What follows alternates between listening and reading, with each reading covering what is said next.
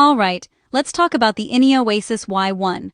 Yes, the one that's all over Reddit and Amazon right now. So, is it a legit iPod clone, or are they just scamming us in 2026? Let me break it down.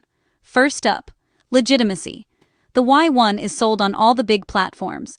Amazon, Walmart, you name it. Real users are leaving legit reviews and sharing hacks like custom themes and Rockbox firmware tweaks on Reddit.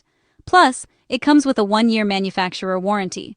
So, no, it's not a scam. Now the good stuff. You actually get a capacitive touch and that iconic clickable scroll wheel, just like the iPod Classic.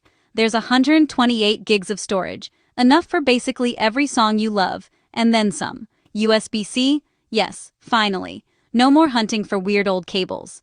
And the battery? It goes for over 30 hours, so binge listening isn't a problem. But here's where the budget part starts to show. The plastic body and screen scuff up fast, and honestly, it does feel a bit cheap in your hands. Bluetooth is not fantastic. Some users say it drops out if you put it in your pocket. And the audio?